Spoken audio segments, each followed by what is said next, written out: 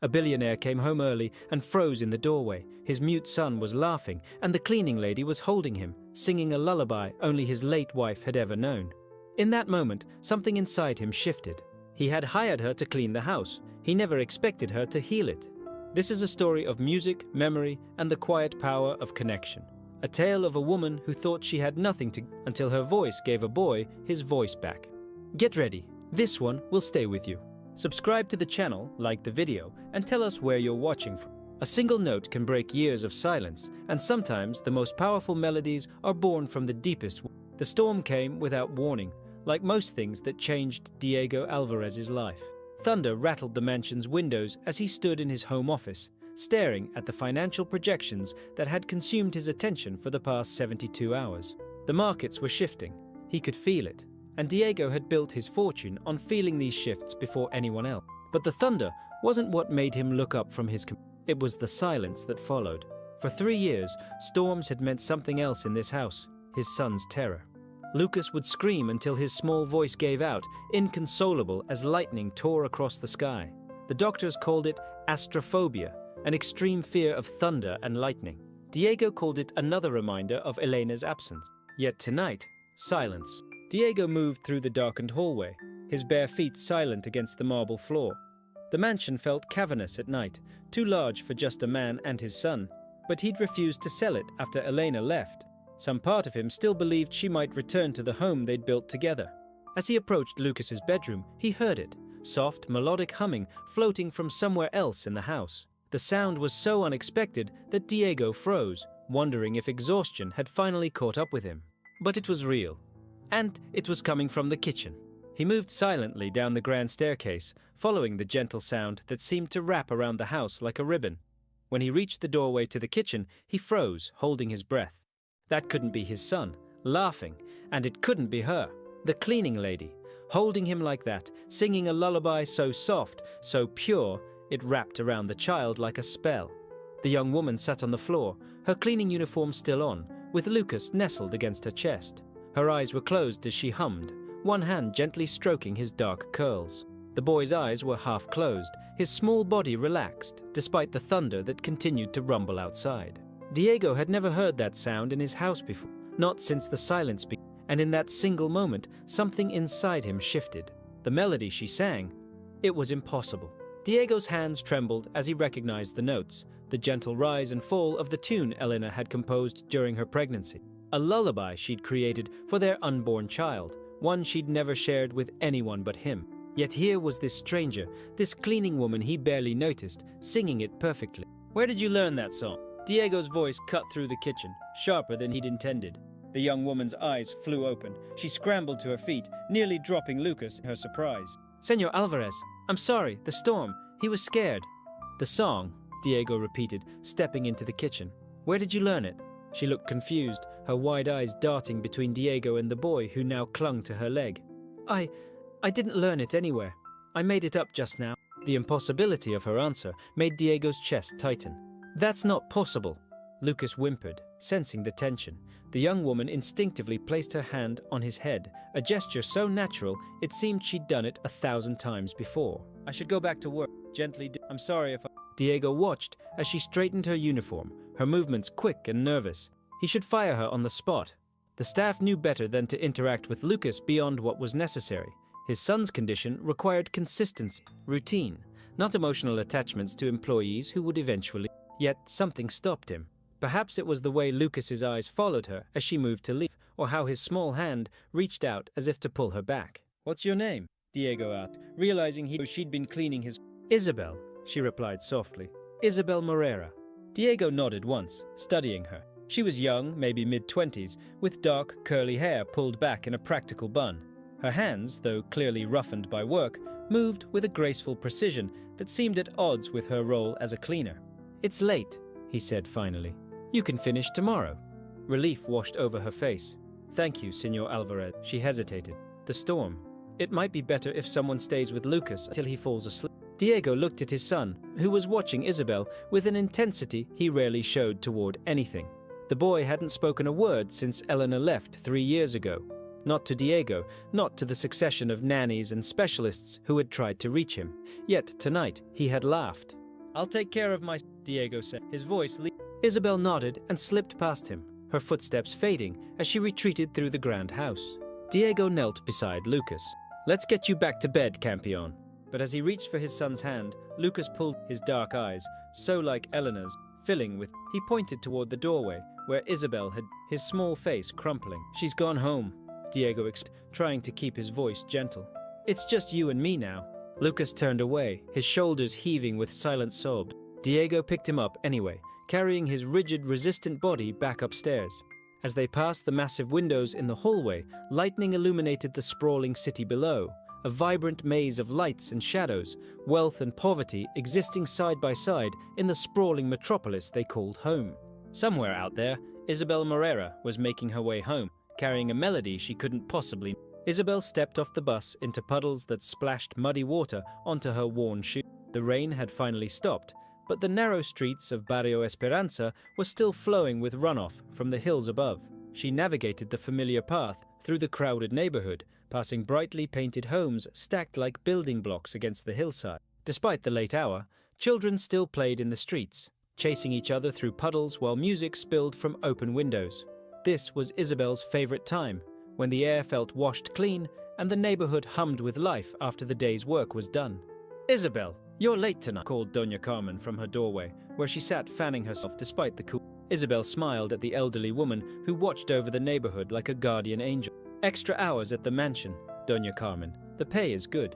Humph, working for that billionaire up in the hills, Carmen muttered. Those people think their money makes them better than us. Isabel didn't argue. She'd learned long ago that Doña Carmen's opinions were as immovable as the mountains surrounding their city. Is Abuela awake? Isabel asked instead. Of course she is, waiting up for you, as always.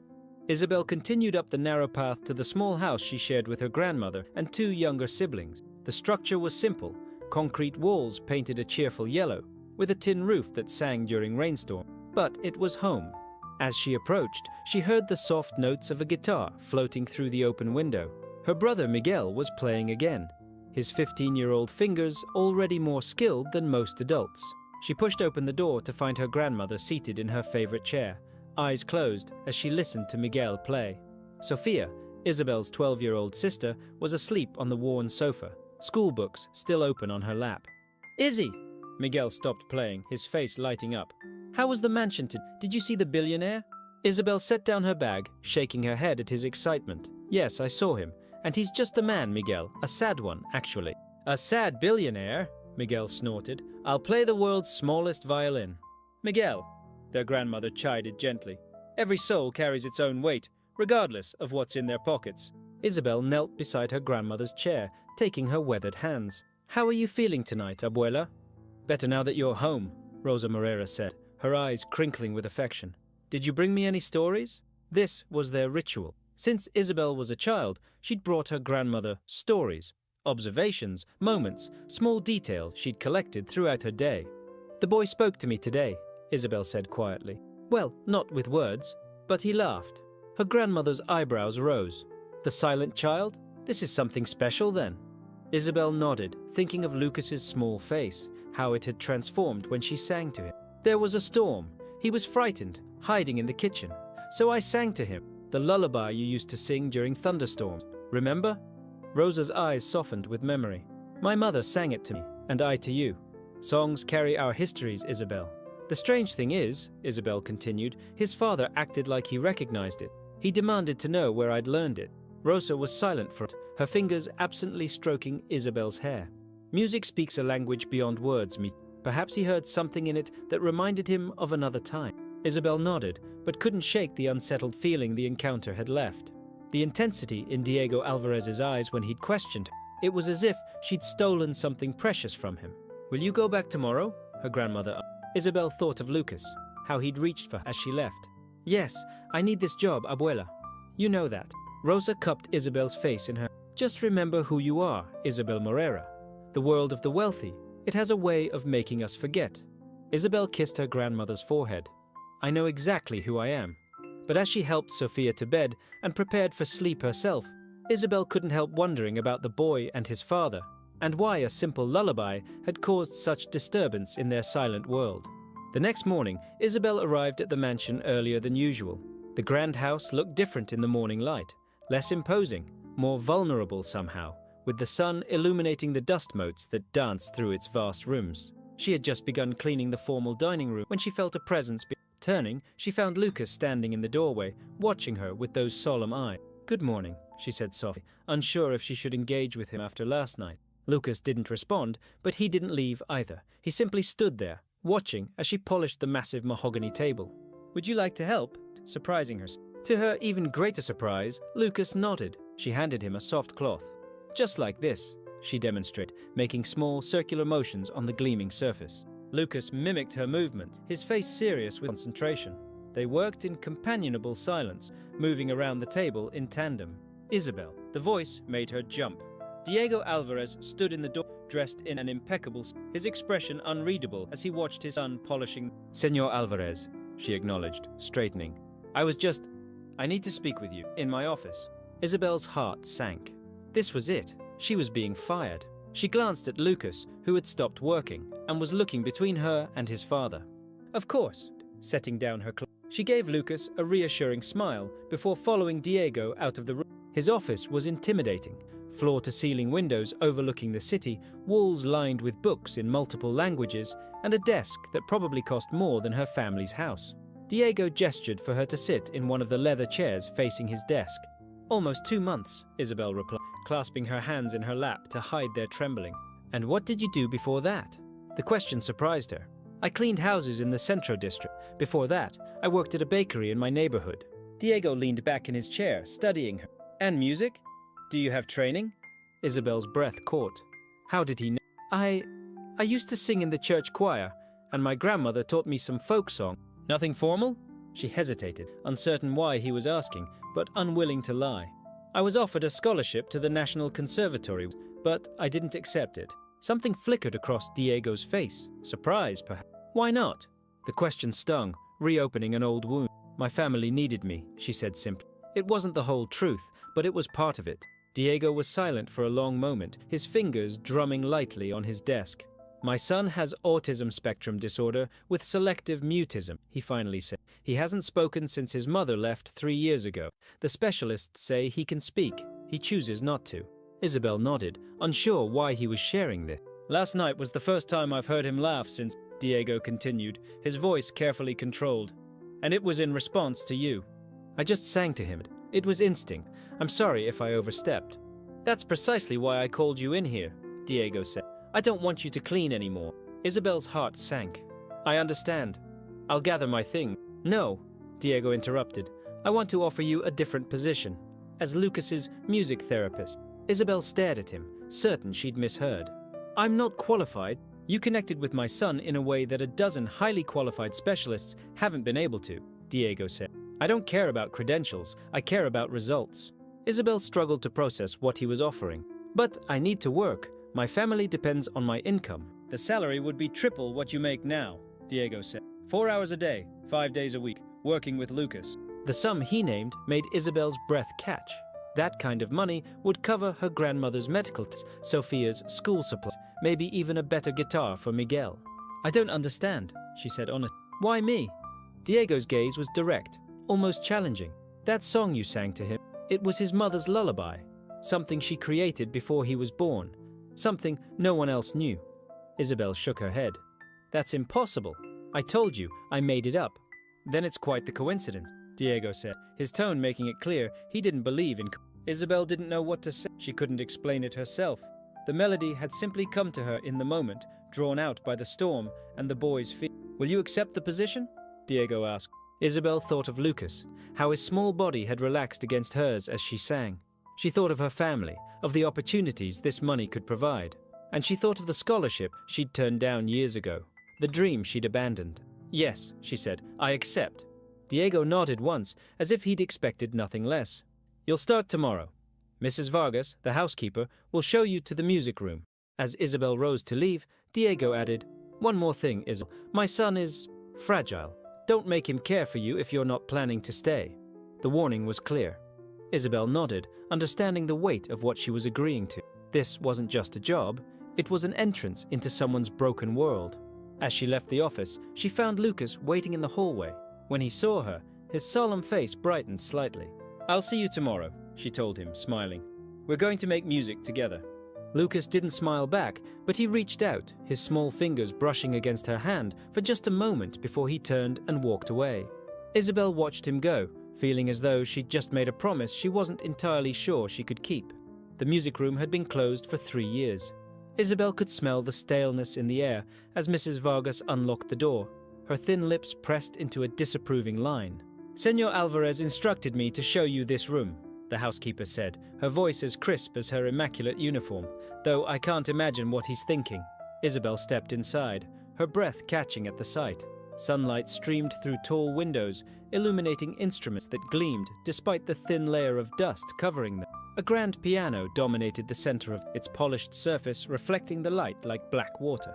Along the walls stood guitars, a cello, several wind instruments on stands, and shelves filled with sheet music. This was Senora Elena's room, her voice softening slightly. She was a composer, very talented. Isabel ran her fingers lightly over the piano keys, producing a whisper of sound. "Where is she now?" Mrs. Vargas's expression closed like a door. "That's not for me to discuss. The room needs to be cleaned before you can use it. I'll send someone." "No, I'll do it. It should be me." The housekeeper looked surprised, then gave a small nod. "As you wish. The cleaning supplies are—" "I remember," Isabel smiled. She'd been cleaning this house for 2 months, after all. Left alone, Isabel moved slowly around the room, taking in every detail. This space felt different from the rest of the mansion. While the other rooms were expertly designed to impress with their grandeur, this one felt lived in, personal. Sheet music was still scattered across a desk in the corner. A half-empty coffee mug sat on a small table, lipstick stains still visible on its rim. Elena had left suddenly. Isabel began cleaning, working methodically from one corner to the next. As she dusted the piano, she uncovered a framed photograph hidden beneath a music book. A beautiful woman with Lucas's dark eyes smiled at the camera, her hands resting on a very pregnant belly. Beside her stood Diego, looking younger and unrecognizably happy, his arm around her shoulders. Isabel carefully wiped the frame and placed it upright on the piano. By the time Lucas appeared in the doorway, the room was transformed. Sunlight bounced off polished surfaces, and the air smelled of lemon polish and the fresh lavender Isabel had placed in a vase by the window. "Hello, Lucas," she said warmly. "Welcome to our music room." The boy stood hesitantly at the threshold, his eyes wide as he took in the open space. "It's okay," Isabel encouraged. "You can come in."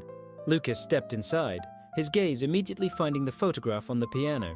He moved toward it like a magnet drawn to metal, his small fingers reaching out to touch the glass. "Is that your mama?" Isabel asked gently.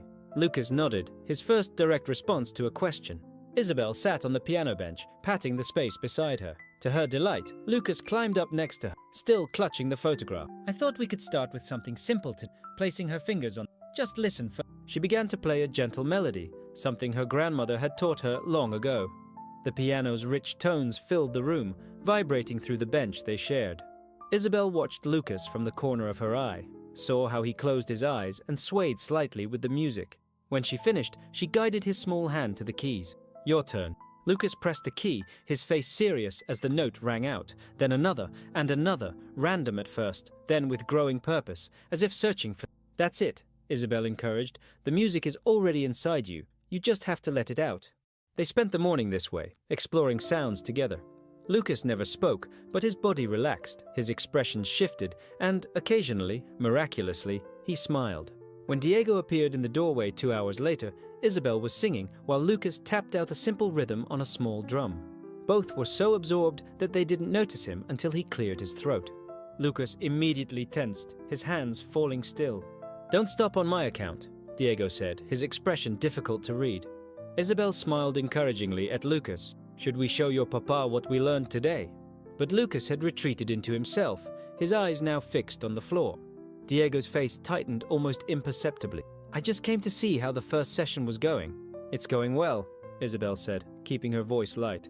"Lucas has excellent rhythm." Diego nodded, his gaze moving to the photograph, now sitting prominently on the piano. Something flashed across his face. Pain, perhaps, or anger, before he composed himself. "Continue then," and left as abruptly as he'd arrived. Isabel turned back to Lucas, who was watching the doorway where his father had... "It's okay. Sometimes it's hard for grown-ups to listen to music when their hearts are full of other sounds. Lucas looked at her then, really looked, with an intensity that seemed to reach right into her soul. Then he pointed to the piano and mimicked playing. "You want me to play again?" Isabel asked. Lucas nodded. Isabel moved to the piano and began to play, this time a melody that came to her spontaneously, flowing from some place she couldn't name. As she played, Lucas closed his eyes, his body swaying gently. And so it began, a routine that would gradually reshape both their worlds. The weeks that followed fell into a rhythm as natural as the songs Isabel and Lucas created together. Each morning, she arrived at the mansion with something new: fresh flowers from the street market, homemade cheese bread still warm from her neighbor's oven, a small jar of colored sand from the beach where she'd taken her. The music room transformed. Bright cushions appeared on the window seat. Children's instruments, a xylophone, hand drums, tiny maracas, found homes on low shelves where Lucas could reach them. Watercolor paintings, created during their sessions when Lucas needed a break from sound, decorated one wall. Lucas remained silent, but his body spoke volumes. He danced now, spinning in circles until he collapsed, dizzy and giggling silently on the bright rug Isabel had brought from home. He played the drums with fierce concentration, his small face intense as he tried to match Isabel's rhythms. Mrs. Vargas watched this transformation with thinly veiled suspicion. "You're changing things that aren't yours to," she commented, finding Isabel arranging eucalyptus in a vase. "Music needs space to breathe," Isabel replied. "Lucas is responding to the environment as much as to the sounds." The housekeeper's lips tightened. "The Señora Elena, she kept this room precisely as she wanted it." Isabel met the older woman's gaze directly. "And now she's gone. Lucas is here, and he needs color and light and life." "You know nothing about what that child needs," Mrs. Vargas snapped. "You've been here for what? A few weeks. I've watched over him since he was born." Isabel softened, recognizing the hurt beneath the woman's anger. "You love him." "Of course I do," Mrs. Vargas said, her voice breaking slightly. "When his mother left, I thought I could be enough. But he withdrew from everyone, even me." Isabel placed a gentle hand on the housekeeper's arm. "You are enough, Mrs. Vargas. Lucas needs all of us. Different kinds of love, different kinds of care." The older woman looked at her for a long moment, then nodded once before turning away. But the next day, Isabel found freshly baked cookies waiting in the music room, arranged on a plate painted with musical notes. A small piece off. Diego Alvarez remained a more distant figure. He appeared occasionally during their sessions, watching from the doorway with an expression Isabel couldn't decipher. Sometimes he asked questions about Lucas's progress, his voice formal, as if discussing a business investment rather than his son. But Isabel noticed how his eyes followed Lucas, how his fingers sometimes tapped against his leg in rhythm with the music they played. Once she caught him closing his eyes as she sang, his face briefly unguarded, revealing a longing so profound it made her chest ache. Then came the morning that changed everything. Isabel was teaching Lucas a simple song, one with words about a bird learning to fly. As they repeated the chorus for the third time, Lucas opened his mouth and actually hummed 3 perfect notes. Isabel froze, her heart pounding. "Lucas," she whispered, "you did it! You made music!" Lucas looked as surprised as she felt, his eyes wide with wonder. "Can you do it again?" she asked, hardly daring to breathe. Lucas hesitated, then hummed the same 3 notes, a little stronger this time. Tears sprang to Isabel's eyes. "That's beautiful. The most beautiful sound I've ever heard." They practiced together, Isabel singing a note, Lucas echoing it back. His voice was soft, tentative, but undeniably there, breaking through years of silence like the first green shoot after a long winter. When Diego arrived that afternoon, earlier than usual, Isabel couldn't contain her excitement. "Lucas has something to show you," said, her face radiant. Diego looked skeptical, but sat in the chair Isabel indicated. Lucas stood before his father, his small body tense. "It's okay," Isabel encouraged. "Just like we practiced." Lucas glanced at her, then back at his father. And then, miracle of miracles, he hummed 3 clear, perfect notes. Diego went completely still. "Was that?" "Yes," her voice thick with him. "He's finding his voice." Diego stared at his son as if seeing him for the first time. Then, in a movement so swift it surprised both Isabel and Luke, he knelt and pulled the boy into his arms. "Campeón," he whispered, his voice breaking on the endearment. "My son." Lucas didn't return the embrace, but he didn't pull away either. He stood within his father's arms, his dark eyes wide with something that might have been wonder. Over the boy's head, Diego's gaze met Isabel's. "Thank you," he said simply. It was the first time she'd seen him vulnerable, this powerful man who commanded empire. In that moment, he was just a father, grateful for the gift of his son's voice. Isabel smiled, feeling a warmth spread through her chest that had nothing to do with the afternoon sun streaming through the windows. That evening, as she prepared to leave, Diego appeared in the hallway. "A moment, Isabel," he said, his composure restored, but something different in his eyes. "I'd like to invite you to dinner this week to celebrate Lucas's progress." Isabel blinked in surprise. "Dinner?" "Yes, here at the house, nothing formal, just the three of us." The invitation seemed to hang in the air between them, weighted with implications neither was ready to acknowledge. "That would be nice," Isabel said finally. "Thank you." Diego nodded, his expression softening in a way that transformed his face. Until tomorrow, then. As Isabel left the mansion that evening, she felt as though she were walking on the city spread out below her, a tapestry of lights beginning to twinkle in the dusk.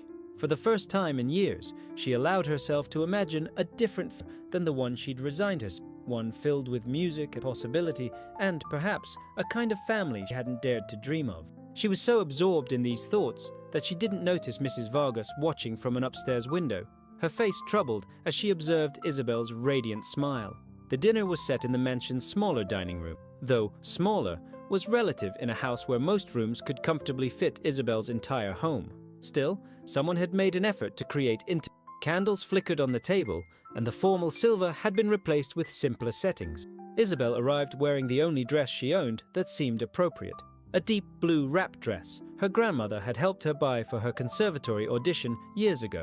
It felt like another life, that dream of studying music professionally. Yet here she was, bringing music back into this silent house. Diego greeted her at the door himself, forgoing the usual protocol. He wore casual clothes, dark jeans and a white button-down with the sleeves rolled up, that made him look younger, more approachable. "You look lovely," his eyes lingering on her before he stepped back to let her in. Lucas was waiting in the dining room, dressed in a small button-down shirt that matched his father's. When he saw Isabel, his face lit up and he hummed a greeting, the same 3 notes that had become his signature. "Hello to you too," Isabel smiled, kneeling to his level. "I brought you something." She handed him a small package wrapped in colored paper. Lucas unwrapped it carefully to reveal a handmade wooden flute painted with bright patterns. "My grandfather..." Lucas raised the flute to his lips and blew experimentally, producing a soft, whistling note. His eyes widened with delight. "Careful," Diego said, his voice tinged with amusement. "You've just guaranteed yourself a night of flute solos." Isabel laughed. There are worse ways to spend an evening. The dinner itself was surprisingly relaxed. Diego had arranged for Lucas's favorite foods, simple dishes that he could eat with his fingers if he chose to. Wine was poured for the adults, a rich red that Diego explained came from a small vineyard in the southern part of the country. "My father worked there when I was a boy," he said, swirling the liquid in his glass, "before he started his own business." Isabel was surprised. "I thought your family had always been wealthy." A smile touched the corner of Diego's mouth. "No, my father built everything from nothing. I inherited his business acumen, but the empire, that I built myself." "And what an empire it is," Isabel said, thinking of the countless companies that bore the Alvarez name. "It keeps me busy," Diego acknowledged. "Too busy, perhaps." His gaze drifted to Lucas, who was carefully arranging his food into patterns on his plate. There was regret in that look, and something else. Resolve, perhaps. "I've been thinking about making changes," Diego continued. "Delegating more, being home in time for dinner." Isabel smiled. "Lucas would like that." "And you?" Diego asked, his dark eyes meeting hers directly. What would Isabel Moreira like? The question caught her off guard. "Me?" "Yes. You've learned about our lives, but you share little about yours." Isabel took a sip of wine, gathering her. "There isn't much to tell. I work. I care for my family. My dreams," she shrugged. "They're small dreams now." "They weren't always." She hesitated, then decided on honesty. "No, once I dreamed of studying music seriously. I was offered a scholarship to the National Conservatory." "But you didn't go," Diego said. "It wasn't a question." "My father left when I was 16. My mother followed a year later. She had another family in the north. My grandmother was left with 3 children to raise. When the scholarship came, Sofia was only 7, Miguel 10. Abuela's health was already failing." Isabel shook her head. "Dreams are luxuries some of us can't afford." Diego was silent for, "Yet you've brought music back into our lives." Isabel smiled, looking at Lucas, who was now quietly playing with his new flute. Some melodies refused to be silenced, I suppose. After dinner, they moved to the terrace overlooking the garden. The night was warm, fragrant with jasmine that climbed the stone walls. Lucas played contentedly with a set of toy cars, while the adults watched the stars appear in the darkening sky. "Tell me about your neighborhood," Diego said, refilling their wineglass. "Barrio Esperanza, isn't it?" Isabel nodded, surprised he knew. "It's alive. People know each other. Children play in the streets. We don't have much, but we share what we have." "It sounds nothing like this," Diego gestured to the vast, empty garden below them. "No," Isabel agreed softly, "but every place has its own music." "And what's the music of this place?" Diego asked. Isabel considered, looking out at the manicured landscape, the distant city lights. "It's a solo performance," said finally. "Beautiful, but lonely." Diego's laugh held no humor. "An accurate assessment." He was quiet for a moment, then added, "It wasn't always like this. When Elena was here..." It was the first time he'd spoken his wife's name to Isabel. She filled this house with sound. Music, laughter, argument. She was passionate about everything. When she left, she took all that with her. "Why did she go?" Isabel asked gently. Diego's face closed, the openness of a moment ago vanishing. "It's getting late. I should get Lucas to bed." Isabel nodded, accepting the abrupt end to their conversation. "Of course. Thank you for dinner." As she gathered her things to leave, Lucas approached, holding his flute. He hummed his 3 notes, then held out his arms, his first spontaneous request for a hug. Isabel knelt and embraced him, breathing in the clean scent of his hair. "Good night, Lucas. I'll see you tomorrow." Diego walked her to the door, his manner formal once again. "My driver will take you home." "That's not necessary," Isabel began. "It's late," Diego insisted, "and I'd like to know you arrive safe." There was genuine concern in his voice that made Isabel acquiesce. "Thank you." As she stepped outside, Diego said, "Isabel." She turned back. "You should know what you're doing for Lucas. It's more than I dared hope for," Diego said, his voice low. "More than the specialists, the therapies, all of it." Isabel felt heat rise to her. "He's doing the work. I'm just giving him space to find him." Diego shook his head. "You're giving him much more than that." He hesitated, then added, "Good night, Isabel." As the sleek black car carried her through the city toward Barrio Esperanza, Isabel watched the landscape change, from the meticulously maintained streets of the wealthy districts to the vibrant chaos of her own neighborhood. 2 worlds, so close geographically, yet separated by invisible boundaries, few people crossed. Yet somehow she was moving between. When the car stopped before her modest home, lights still glowed from within. Isabel thanked the driver and walked up the narrow path, aware of curious neighbors watching from their windows. A billionaire's car in their street was not an everyday occurrence. Inside, she found her grandmother and siblings waiting up for her, their faces alight with curiosity. "So?" Miguel asked immediately. "How was the billionaire's palace? Did you eat with golden forks?" Isabel laughed, slipping off her shoes. "No golden forks, just a simple dinner." "Simple?" Sophia snorted. "You're wearing your conservatory dress." "The boy," Rosa interrupted, her wise eyes studying Isabel's face. "How is he?" Isabel sat beside her grandmother, warmth flooding her voice. "He hummed today, Abuela. 3 perfect notes, and he's starting to connect, to reach out, to express himself." Rosa nodded, satisfaction in her expression. "The music is healing him." "And his father?" Miguel asked, wiggling his eyebrows suggestively. "Is he as cold as everyone says?" Isabel thought of Diego kneeling to embrace his son, the vulnerability in his eyes when he spoke of Elena. "No," she said softly, "he's not cold, just wounded." "Be careful," is Miguel's tone turned. "People like that. They don't see us as equals." "Miguel," Rosa chided. "It's true, Abuela," the boy insisted. "We're invisible to them, or we're their servants, not their friends, not their..." He glanced at Isabel's dress, her flushed cheek. "Not anything else." Isabel rose, suddenly tired. "It's late, and I have an early start tomorrow." But as she prepared for bed, Miguel's words echoed in her mind. She wasn't naive. She knew the boundaries between her world and Diego's were real and rigid. Whatever warmth had grown between them tonight, whatever connection was forming, it existed in a bubble separate from reality. Yet as she drifted towards sleep, it wasn't these sobering thoughts that filled her mind, but the memory of Lucas's arms reaching for her and Diego's voice, soft with gratitude, more than I dared hope for. Summer gave way to autumn, bringing cooler breezes and earlier sun. 3 months had passed since Isabel first sang to Lucas during a thunderstorm, and the changes in the boy were remarkable. He now hummed regularly, Not just his signature 3 notes, but entire melodies Isabel taught him. He painted with vibrant colors, danced without self-consciousness, and most significantly, he had begun to interact with others beyond Isabel. He now acknowledged Mrs. Vargas with small gestures, a touch on her hand, a flower placed on her desk. He sat with his father in the evenings, sometimes leaning against him as Diego read aloud from colorful books Isabel had suggested. Though Lucas still didn't speak, the mansion was no longer silent.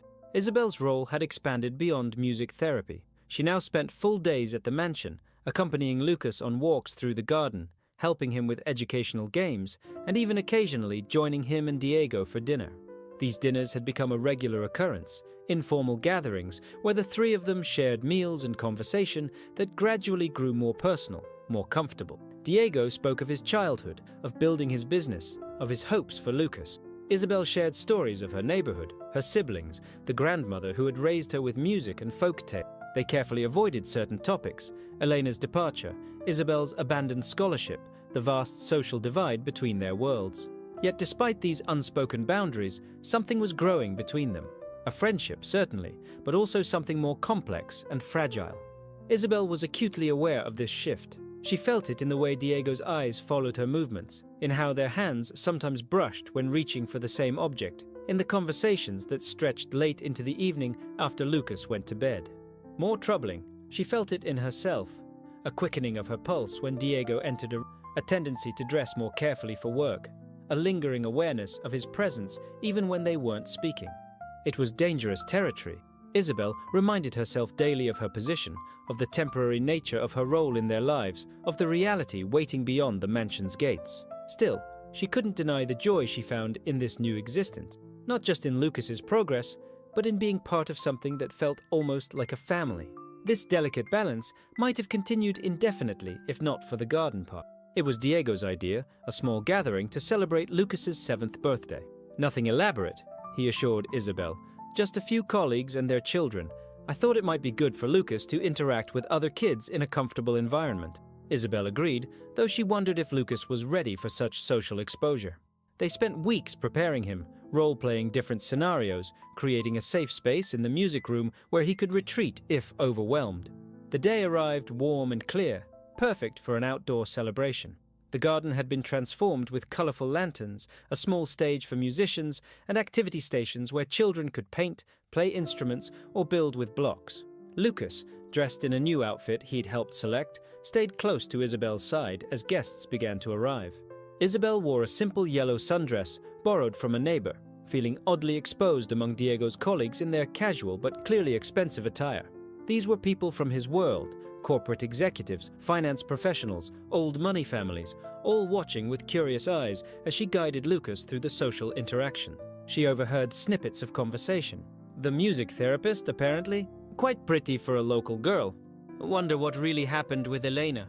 Isabel ignored them, focusing instead on Lucas, who was cautiously engaging with a few other children at the paintings. She felt a surge of pride seeing him offer a brush to a small girl, his face serious, but not fearful. He's doing well, Diego's voice came from behind. He looked different, relaxed in linen pants and a light blue shirt that brought out the Yes, Isabel agreed. He's braver than he knows. Diego's gaze lingered on her.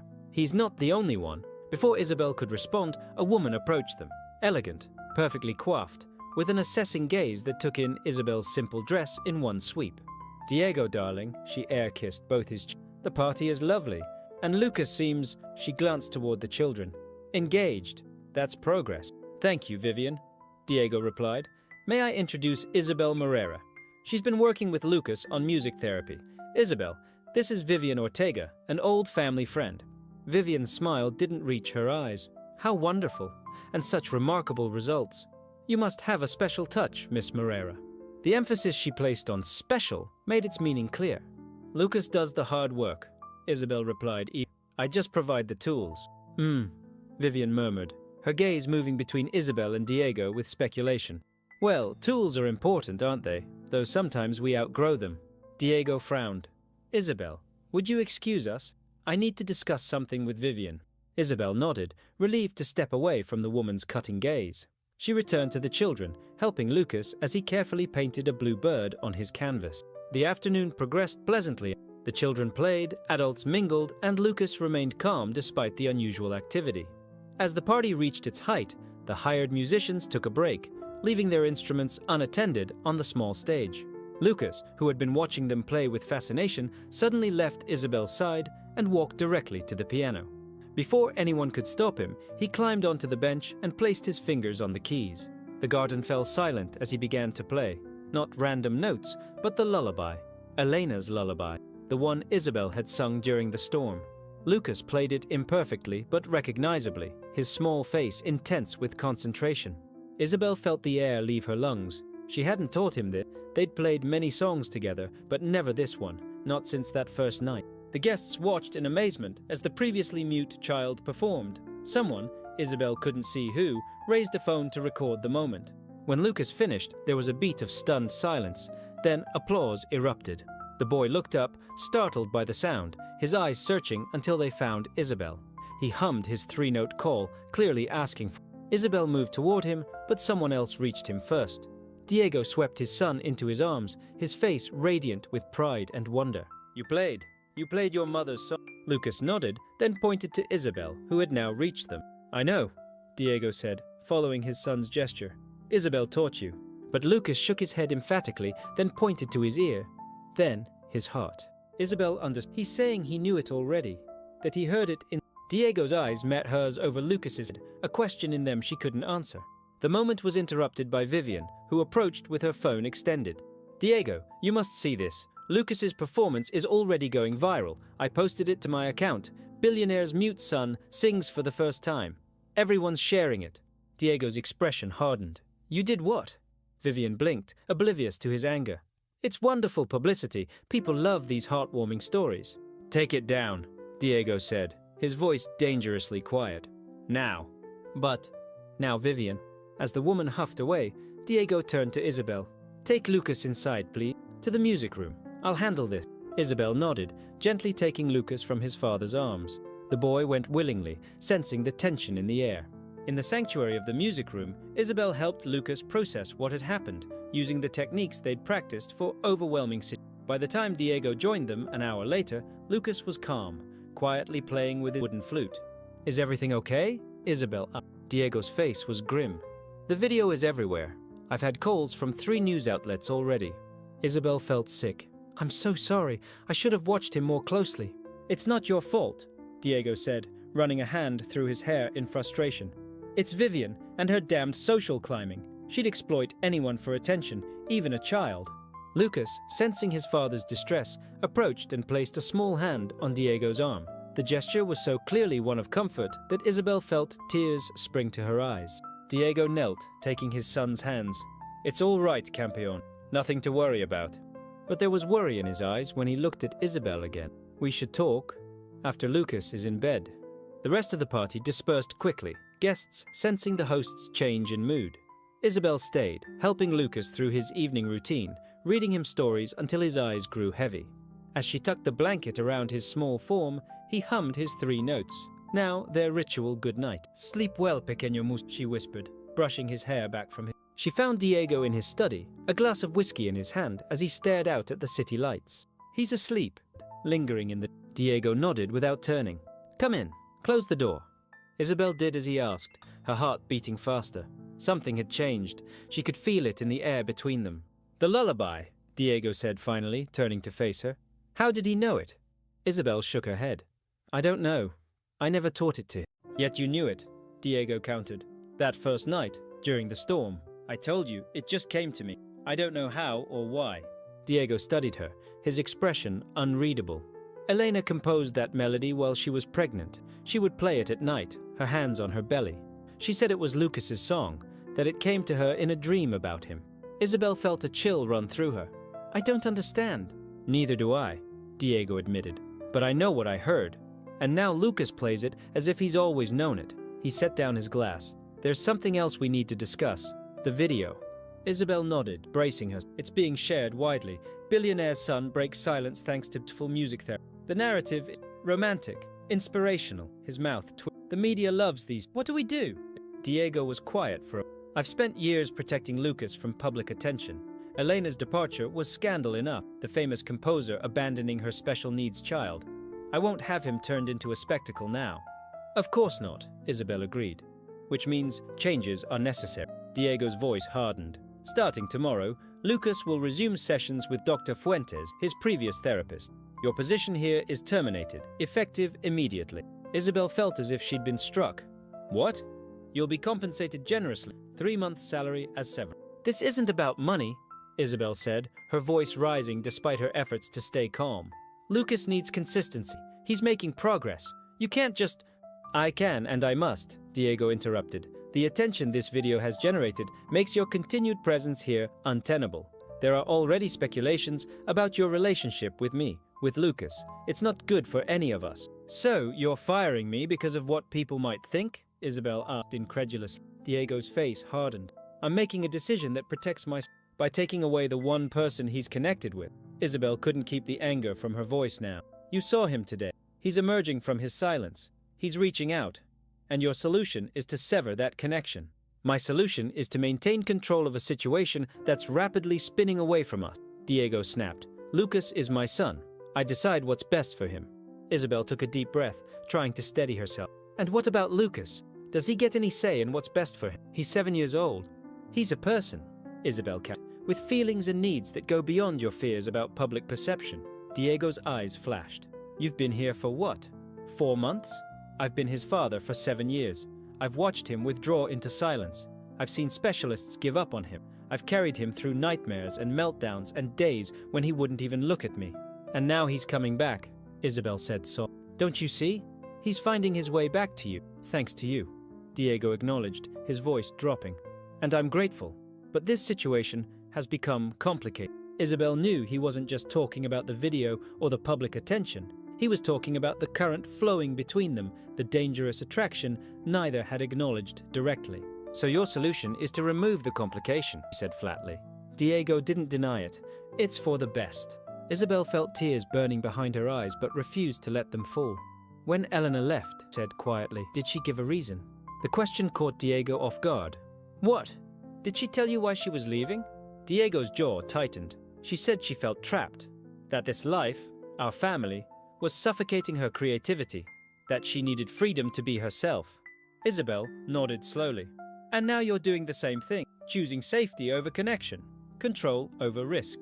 That's not fair, Diego said, but there was uncertainty. No, it isn't. None of this is fair. Not to Lucas, not to you, not to me. They stood in silence, the weight of everything unsaid hanging. Finally, Isabel straightened her shoulders. I'll gather my things from the music room. Please tell Lucas. Tell him I'm sorry. Diego didn't move as she walked past him, didn't try to stop her as she left the study. It was only when she was halfway down the hall that he called after her. Isabel. She turned back, hope flaring briefly. But his face was closed again. The vulnerable moment passed. The driver will take you home. Isabel nodded once, then continued walking, each step taking her further away from the life that had briefly seemed possible. In the music room, she moved mechanically, gathering the few personal items she'd left there, a scarf, some books, a small plant. Her fingers lingered on the piano keys, playing a soft, melancholy chord. As she prepared to leave, she noticed Lucas's latest painting still drying on the easel, a swirl of colors surrounding two figures holding hands, one tall, one small. Above them, musical notes floated like stars. Isabel carefully detached the painting and left it propped against the piano, where Diego would find it. Then she walked out of the mansion without looking back, the night air cool against her tear-stained face. The video continued to spread. By morning, it had been viewed millions of times, spawning headlines across the city. Billionaire's mute son breaks silence through music. Miracle at mansion.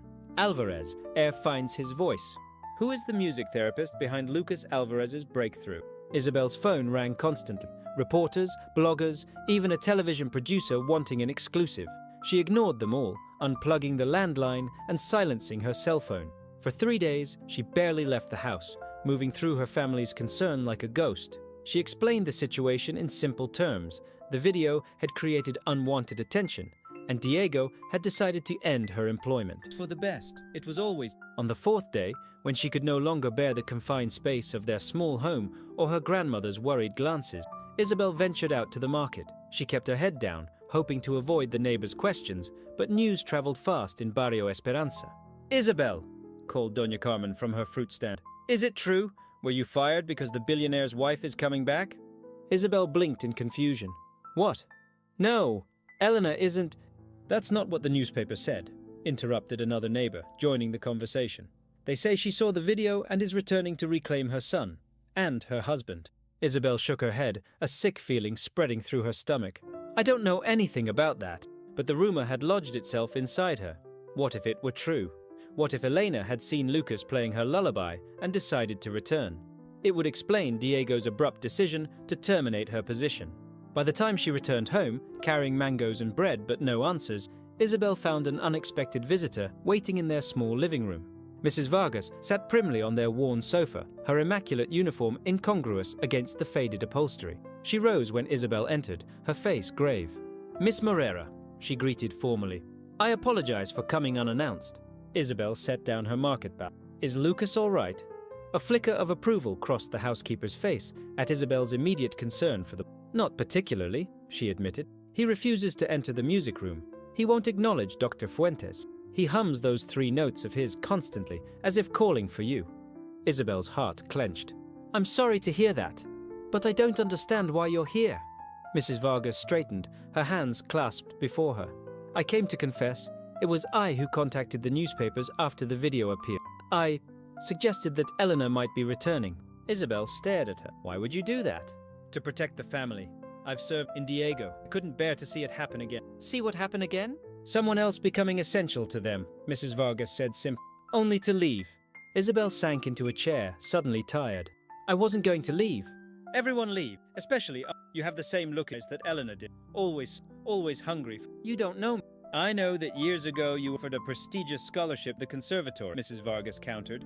"I did my research, Miss Morera. You had a chance at a different life, and you turned it down. People like you, talented, driven, you don't stay in one place. Not in a cleaning job, not even in a mansion." Isabel was silent, absorbing the irony that the housekeeper had uncovered the very dream she'd abandoned. "You were wrong to lie about Elena, and wrong about me. I stayed for my family when the scholarship— I would have stayed for Lucas too." Something shifted in Mrs. Vargas's expression. Regret, perhaps. "But it's too late now. The damage is done." "Then why come here to gloat?" "No," Mrs. Vargas shook her head. "To make amends.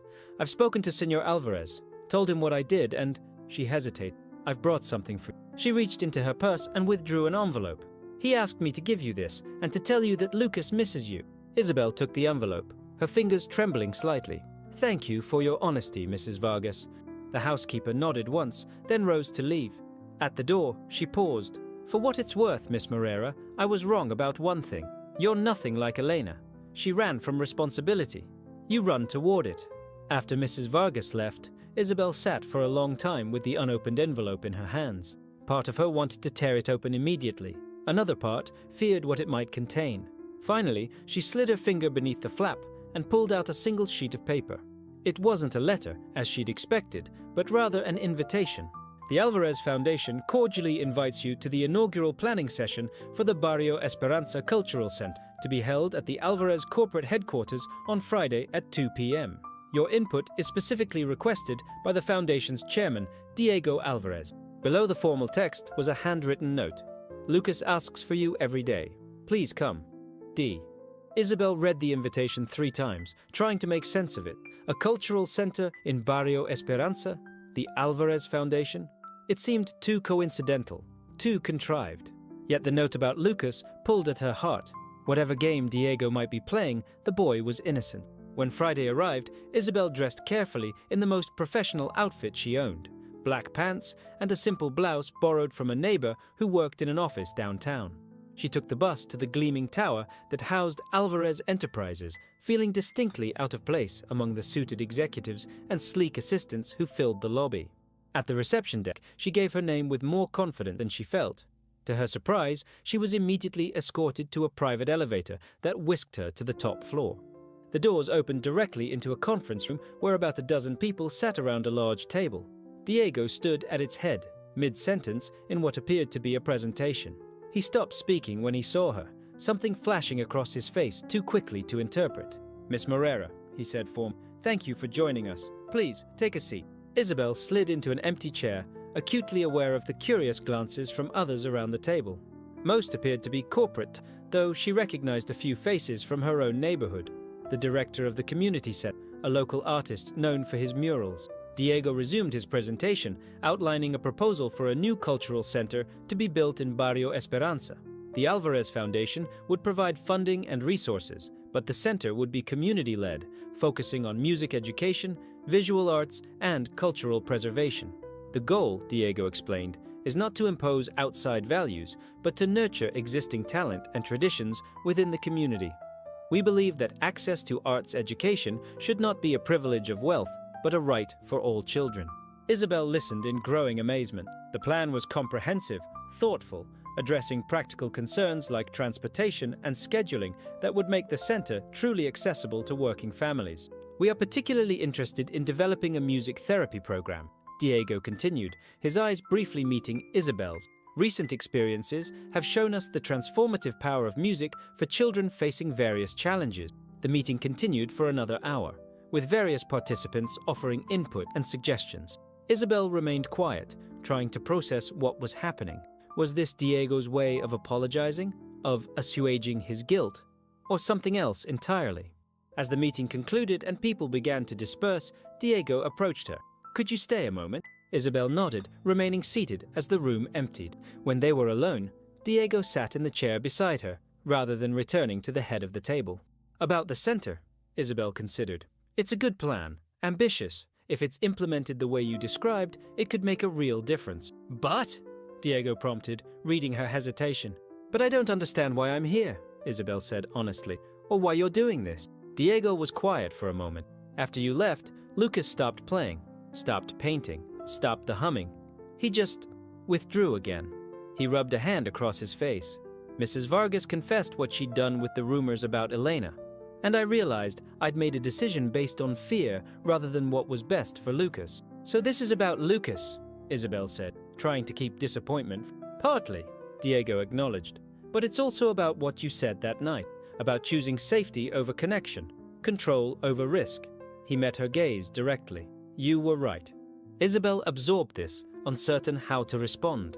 "The cultural center is a good idea on its own merits," Diego continued, "but yes, it's also an olive branch, a way to reconnect without complications." "And what role do you see for me?" Isabel asked carefully. "That depends," Diego said, "on what you want." It was the same question he'd asked her that night at dinner, but now it carried more weight, more possibility. "I want to teach the truth emerging from some deep place in not just Lucas, though I miss him terribly, but other children. Music gave me a voice when I had none. I want to give that to others." Diego nodded, something like relief crossing his features. "Then that's what we'll build, a place where you can do exactly that." "And Lucas?" Isabel couldn't help. "He asks for you every day," Diego said. "If you're willing, I'd like you to resume working with, not as an employee this time, but as a partner in his care." The word partner hung between them, carrying implications neither was ready to fully address. "I'd like that," Isabel said. Diego reached into his jacket and withdrew an envelope. "There's something else. The National Conservatory is offering a special program for working musicians, evening class, weekend intensives. The Alvarez Foundation has established a scholarship fund, and you would be its first recipient." Isabel stared at the envelope, emotions warring within her. "I don't need charity." "It's not charity," Diego countered. "It's investment in talent. In the future, director of our cultural center's music program, perhaps." Isabel took the envelope, not opening it, but not refusing it either. "You've thought of everything." "Not everything," Diego admitted. "I don't know if you'll say yes. I don't know if this is enough to repair the damage I caused. I don't know if—" He hesitated, then pushed forward. "If there's still a chance for something beyond professional collaboration between us." There it was. The acknowledgement had been growing before everything. Isabel met his gaze steadily. "I don't know either, but I'm willing to find out." The relief in Diego's eyes was palpable. "Lucas is waiting at home, at the mansion. Would you come see him? Today?" Isabel nodded, a smile breaking through for the first time. "Yes, I'd like that very much." Lucas was in the garden when they arrived, sitting beneath a tree with a book open on his lap. When he saw Isabel step through the glass doors, he froze for a moment, as if afraid she might disappear if he moved too quickly. "Hola, pequeño mus," Isabel called softly. Lucas launched himself across the lawn, his face transformed with joy. When he reached her, he grabbed her hand and hummed his 3-note call, then pulled her urgently toward the house. "I think he wants to show you something," Diego said, smiling at his son's enthusiasm. Lucas led them through the house to the music room. The space had been maintained exactly as Isabel had left it. Fresh flowers in the vase, colorful cushions on the window seat, children's instruments arranged on the low shelves. But there was something new. A large canvas on an easel covered with a cloth. Lucas positioned Isabel directly in front of it, then looked to his father, clearly asking permission for something. Diego nodded. "Go ahead, Campeon." With ceremonial solemnity, Lucas pulled away the cloth to reveal a painting, the most detailed and expressive he'd ever created. It showed 3 figures holding hands, a tall man, a small boy, and a woman with curly hair. They stood before what appeared to be a building with music notes and paintbrushes floating around it. Above them, a bright sun shone down. But what made Isabel's breath catch was the single word painted across the bottom in careful, childish letters. Familia. Family. "Oh, Lucas," kneeling to his level. "It's beautiful." Lucas smiled, a full, uninhibited smile, and then did something he had never done before. He leaned forward and wrapped his arms around her neck, hugging her tightly. And against her ear, so softly she almost thought she imagined it, came a whisper, "Stay." Isabel's eyes flew to Diego's, saw the same shock and wonder reflected there. Lucas had spoken. One word, barely audible but unmistakably real. "Did he just—" Diego began, his voice rough with emotion. Isabel nodded, tears filling her eyes as Lucas continued to cling to her. "Yes," she said, both to Diego's question and to Lucas's request. "Yes." 2 years passed, bringing changes that transformed not just 3 lives, but an entire community.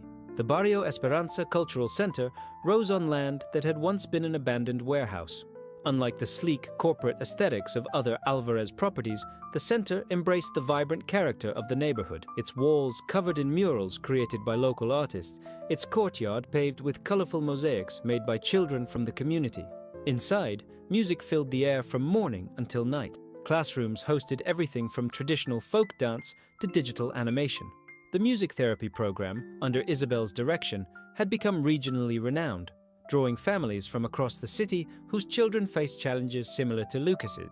Lucas himself had blossomed beyond anyone's expectations. Though his speech remained limited, single words, short phrases, his musical vocabulary had expanded exponentially.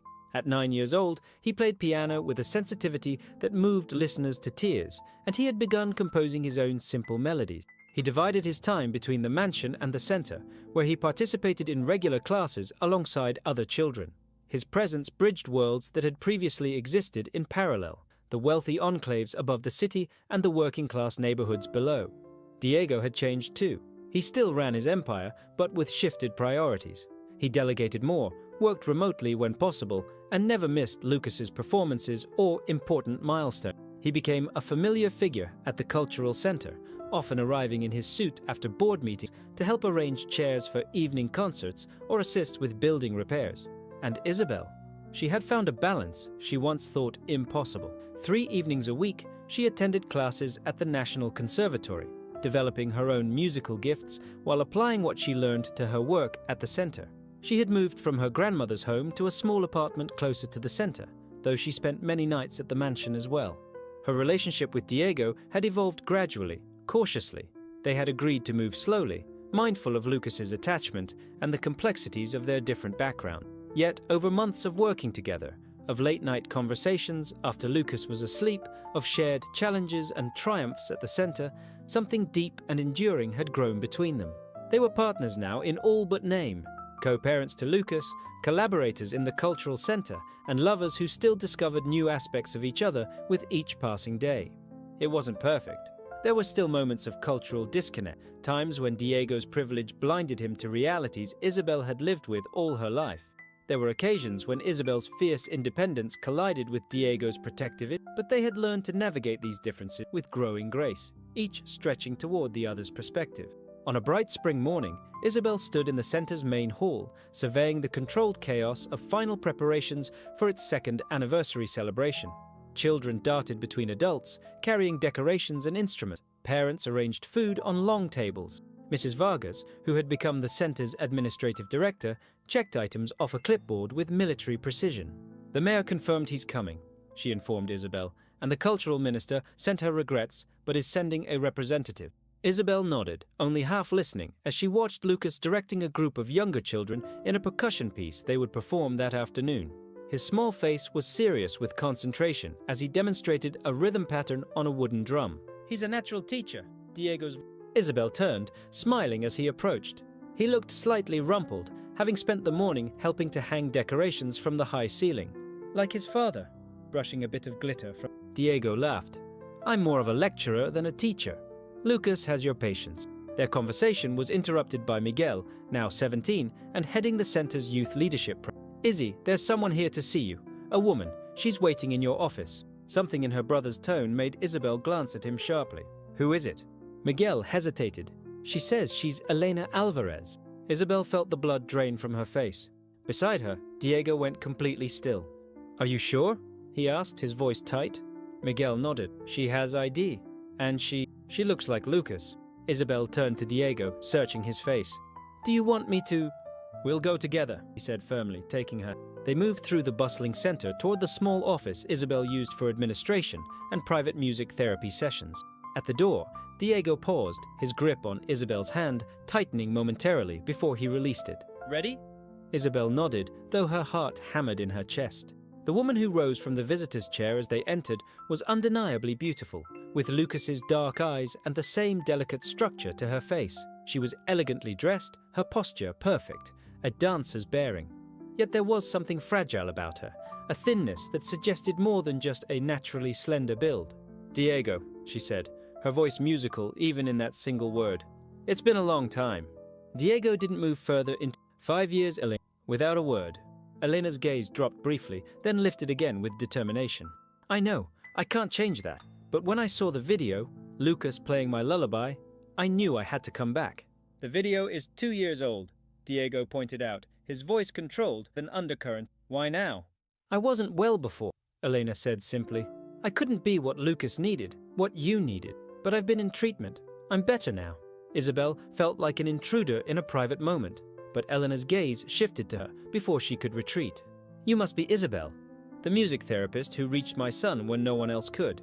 Isabel nodded, unsure what to say. "Thank you," Elena continued, her voice thick with emotion, "for giving him back his music, for seeing what I always knew was inside him." "Isabel is more than Lucas's therapist," Diego said, moving finally to stand beside Isabel. She's part of our family now." Understanding dawned in Elena's eyes as she looked between. "I see. I'm glad you found happiness, Diego. Both of you." "Why are you here, Elena?" Diego asked directly.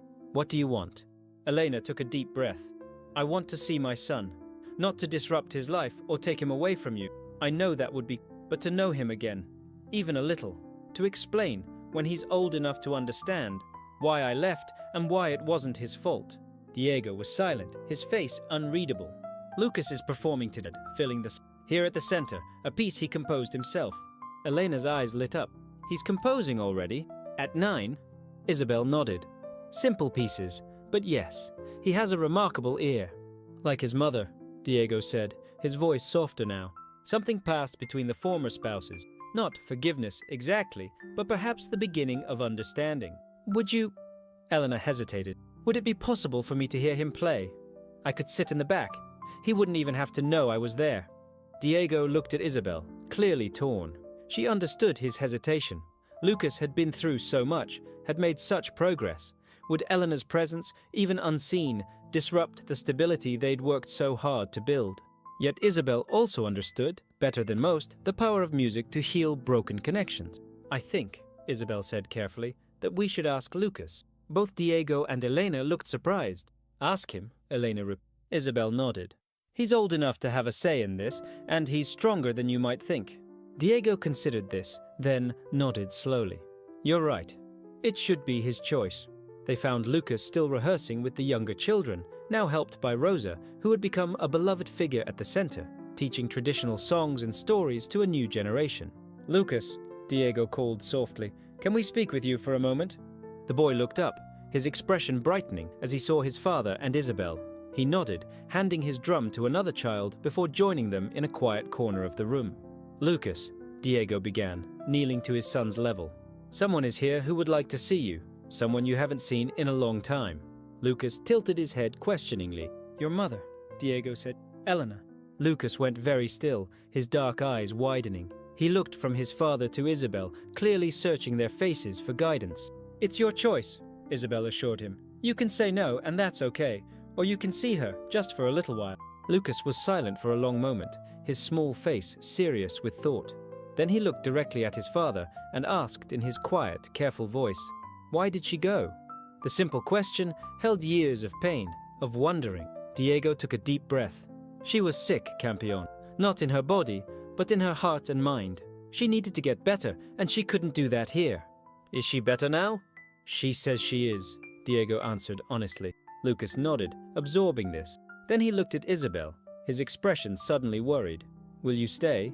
Isabel's heart melted at the echo of that first whispered word he'd spoken to. Yes, she promised. I'll stay right here. Reassured, Lucas turned back to his father and nodded once, decisively. Diego stood, taking his son's hand. Okay then, let's go meet your mother. Isabel remained a step behind as they returned to the office, giving the family space for this delicate reunion. Eleanor rose as they entered, her hands trembling slightly as she saw Lucas. Hello, Luke. You've grown so tall. Lucas studied her intently, his expression unreadable. Then, to everyone's surprise, he reached into his pocket and pulled out a small, worn photograph, the one that had stood on the piano in the music room, showing Elena pregnant with Diego beside her. He held it up, looking from the photo to Elena and back again. Yes, Elena said, her voice breaking. That's me. That's us, before you were born. Lucas tucked the photo away, then moved to the small upright piano in the corner of Isabel's office. He sat on the bench and looked expectantly at Elena. I think he wants you to sit with him, Isabel interpreted. Eleanor moved cautiously to the piano, perching on the edge of the bench beside her son. Lucas positioned his fingers on the keys and began to play. The lullaby, Eleanor's lullaby, the melody that had somehow connected them all. As the familiar notes filled the small office, tears spilled down Eleanor's cheeks. When Lucas finished, he looked up at his mother, then deliberately played the first few notes again, then stopped, clearly waiting. Elena understood. She placed her hands on the keys and continued the melody, adding harmonies and embellishments that transformed the simple tune into something richer, more complex. Lucas watched her fingers intently, then joined in, matching her improvisations with instinctive skill. They played together, mother and son, the music building between them like a bridge across the years of absence. When they finished, the room was silent except for Eleanor's quiet tea. You remember? Lucas nodded, then said carefully, forming each word with deliberate precision. Music doesn't forget. Eleanor covered her mouth, overwhelmed by her son's words and the depth behind them. No, she agreed, when it doesn't. Lucas turned to Diego and Isabel, who had watched the exchange with a complex mixture of emotions. She can stay, he declared, for the concert. It was both a generous offer and a clear boundary, limited permission from a child who had learned to protect his heart. Elena understood. Thank you, Lucas. I would be honored. The boy nodded, then stood, clearly indicating the private meeting was over. He moved to Isabel's side, taking her hand with the easy confidence of complete trust. Practice now, he reminded her, tugging her toward the door. Isabel squeezed his hand. Yes, we should get back to rehearsal. She looked at Elena. The performance begins at 3. There will be a seat for you. As Isabel and Lucas left, Diego remained behind with Eleanor. Isabel didn't hear what was said between them, but when Diego rejoined them 20 minutes later, his face was calm, if somber. She'll be at the performance, he told Isabel quietly as they watched Lucas return to his young percussion ensemble. After that, we'll see. She's staying in the city for a few weeks. Isabel nodded, studying his profile. Are you okay? Diego considered the question seriously. Yes, he said finally. Seeing her again, it's strange, but it doesn't hurt the way I thought it would. What we had feels like another lifetime now. Isabel leaned against him slightly, offering silent support. She gave you Lucas, she said softly, and her lullaby brought us together. For that, I can only be grateful. Diego turned to her, his eyes warm. When did you become so wise? Isabel smiled. I had good teachers, my grandmother, music, a certain stubborn billionaire who taught me that some risks are worth taking. Diego laughed softly, then grew serious again. Speaking of risks, reaching into his pocket, I've been carrying this around for weeks, waiting for the right moment. He withdrew a small velvet box and Isabel's breath caught. I was going to do this tonight, after the performance, Diego continued. But seeing Elena today, it made something clear to me. I don't want to wait anymore. Life is too unpredictable. He opened the box to reveal a ring. Not the ostentatious diamond she might have expected, but a delicate band of gold inlaid with mother of pearl, with tiny musical notes etched around its circumference. Isabel Morera, Diego said, his voice low and certain. You brought music back into our lives when there was only silence. You taught me to listen to my son, to myself, to the world around us. Will you marry me? Be my wife? Lucas's mother, in all the ways that truly matter. Isabel looked from the ring to Diego's face, to Lucas directing his ensemble across the room, to the vibrant community center they had built together. In that moment, she saw the full arc of their journey, from a frightened cleaning woman singing to a silent child during a storm to a confident music director about to take her rightful place in a family forged through challenge and love. Yes, she said simply, with all my heart, yes. Diego slipped the ring onto her finger, then kissed her with a tenderness that still took her breath away after 2 years together. They were interrupted by the sound of applause. Looking up, they found themselves surrounded by smiling faces, the center's staff, children, Isabel's family, even Mrs. Vargas, who was wiping suspiciously at her eyes. Lucas pushed through the crowd and threw his arms around both of them. Finally, he said, rolling his eyes in a perfect imitation of a pre-teen's exasperation. Laughter rippled through the gathering, and soon they were enveloped in congratulations and good wishes. In the joyful chaos, Isabel caught sight of a figure standing in the doorway.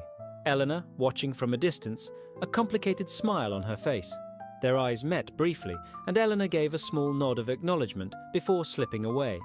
The celebration continued around them, the center buzzing with excitement for both the engagement and the upcoming performance.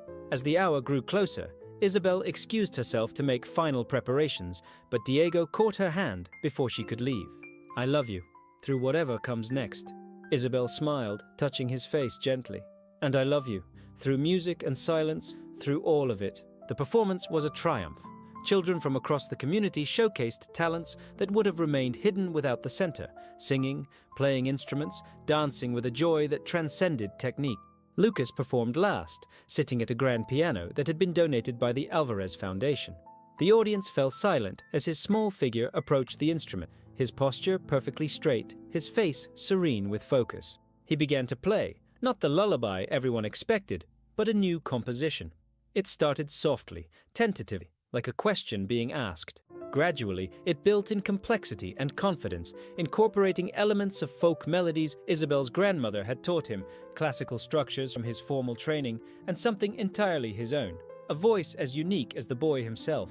As the piece reached its climax, Lucas began to hum along with his playing, his clear voice rising above the piano note. The melody spoke of loss and discovery, of silence broken and connections forged. There wasn't a dry eye in the hall when he finished, the final notes hanging in the air like a promise.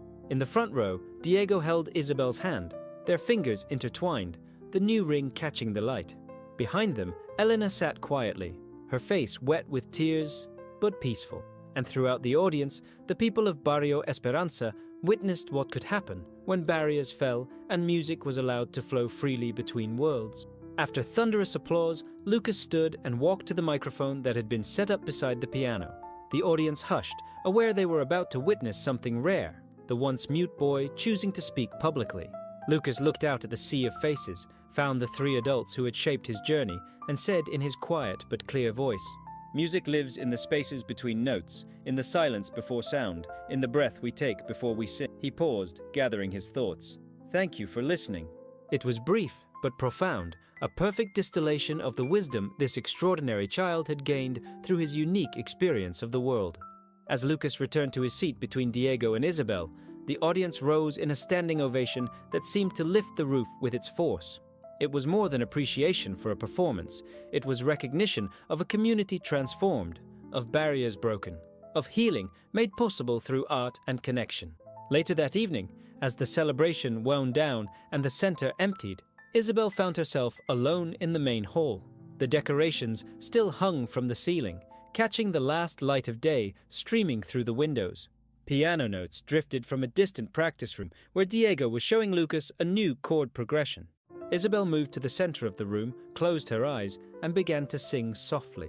the lullaby that had started everything.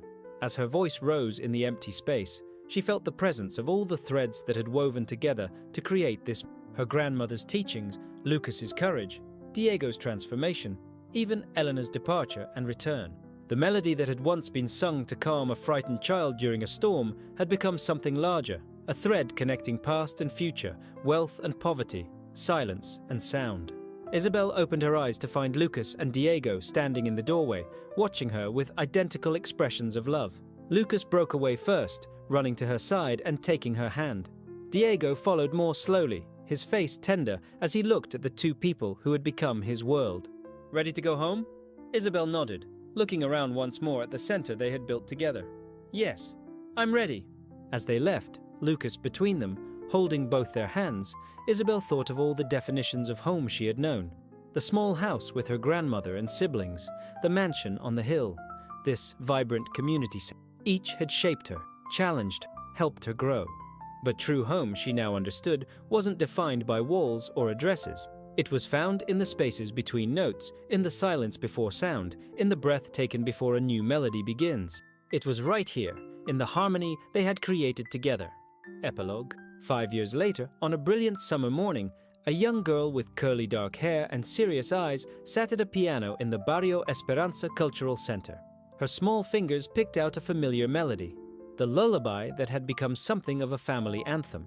Beside her, Lucas, now 14 and nearly as tall as his father, nodded encouragingly. "That's it, Lucia. Now try adding the left-hand part." The girl's tongue poked out slightly as she concentrated, adding simple bass notes to the melody. When she succeeded, her face broke into a radiant smile that transformed her serious countenance. "I did it!" she exclaimed. "Well done, mi cielo," Isabel said, entering the room with a toddler balanced on. "You're learning faster than your brother did." Lucas rolled his eyes good-naturedly. "I had different challenges, Mama." Isabel laughed, setting down the squirming boy, who immediately crawled toward the piano, attracted by the shiny pedals. "True enough. Where's your father?" "Meeting with the board," Lucas replied. "The expansion plans for the new center in Distrito Norte." Isabel nodded, pride evident in her expression. What had begun as a single community center had grown into a network spanning 4 neighborhoods, bringing arts education to children who would otherwise never have access. Diego still ran his business empire, but the Alvarez Foundation had become his true passion, a vehicle for cultural transformation across the city.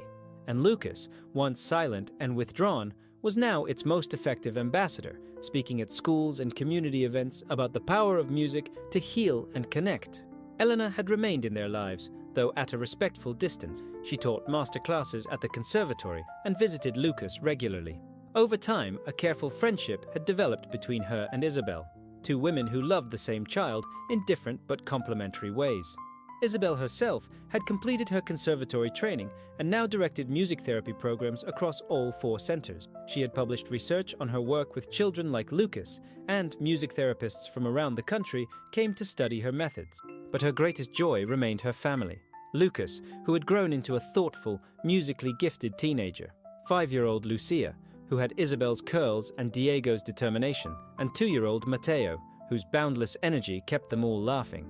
As Lucia continued her practice, Diego appeared in the doorway, his tie loosened after his meeting. He paused, taking in the scene. Isabel with Mateo now back in her arms, Lucas guiding his sister's hands on the piano key. "Papa!" Lucia spotted him first, abandoning the piano to run to him. Diego swept her up, pressing a kiss to her forehead. "How's my favorite pianist today?" "I can play the whole lullaby now," she announced proudly. "The whole thing? I must hear this immediately," Diego declared, carrying her back to the piano.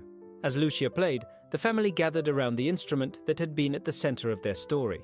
Lucas hummed along, adding harmonies with his now rich tenor voice. Isabel swayed gently with Mateo, while Diego stood behind Lucia, his hand resting lightly on her shoulder.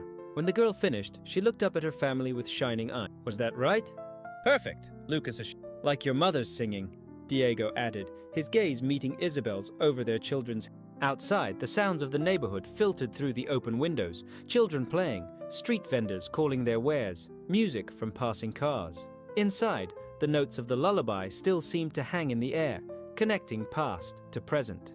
Isabel looked at the family they had created, not perfect, but perfectly theirs. A family built on broken silences, on courage, on the willingness to reach across boundaries of class and circumstance to find the music that lived in the spaces. She thought of that stormy night so many years ago when she had first sung to a frightened boy in a silent manner. How impossible the future would have seemed then. How miraculous it felt now. Diego moved to her side, slipping an arm around her waist. "What are you thinking about?" he asked softly. Isabel smiled, leaning into his embrace. "About how sometimes the most powerful melodies are born from the deepest silences." Diego nodded, understanding perfectly, as he always did now, and how the right note at the right moment can change everything. Around them, their children, Lucas teaching Lucia a new piece, Mateo banging happily on the lower keys, created a joyful cacophony that was, to Isabel's ears, the most beautiful music of all. The song that silence couldn't hold had become a symphony. If you were moved by this story, share it with those who need to be reminded that sometimes our greatest strengths emerge from our deepest wounds, and that music, in all its forms, has the power to heal what words cannot reach.